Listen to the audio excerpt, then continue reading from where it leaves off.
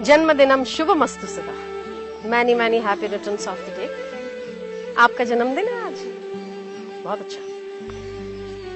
ये आप बर्थडे मना रहे थे, बहुत ही अच्छा। तो आपने क्या किया?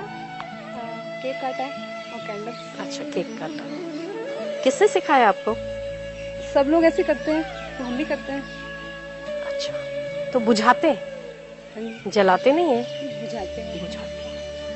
तो आप आने वाले साल की खुशी मना रहे हैं या जो साल चला गया उसका दुख मना रहे हैं?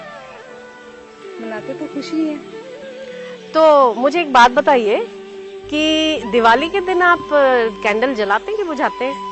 जलाते हैं दिवाली। जलाते हैं ना? आप लोग जलाते हो ना? जलाते हो। अच्छा, तो वो जलाते हो क्योंकि नया साल आ रहा है ना? नया साल, हैप्पी न्यू ईयर बोलते हो और जलाते हो, है ना? कैंडल जलाते हो। अच्छा, जब आप गृह प्रवेश करते हो तब ये बहुत अच्छा मौका है, तब आप जलाते हो कि बुझाते हो? जलाते। तब भी जलाते हो? हाँ, अच्छा। और फिर जैसे मंदिर में जाते हैं तो मंदिर में भी जलाते हो, गृह प्रवेश में भी जलाते हो, नया साल जब आने वाला है तभी भी जलाते हो। तो मुझे एक बात बताइए कि आपका साल तो आने वाला है, तो आपने अपने साल को, आने वाले साल को, खुशी का दिन है, उसको बुझाया क्यों? सही है ना? आप लोग मानते हो मेरी बात को? जो साल आने वाला है वो मंगलमय है। आप ये दुख नहीं मना रहे हो, आप खुशी मना रहे हो। आपका जन्मदिन खुशी का है। खुशी के मौके पर दीपक जलने चाहिए, बुझने नहीं चाहिए, है ना? पर मैंने जैसे आपको पूछा कि आप ये क्यों केक काट रहे हो और क्यों जला रहे हो, तो आपने कहा जो सब कर रहे हैं वो आप कर रहे हो।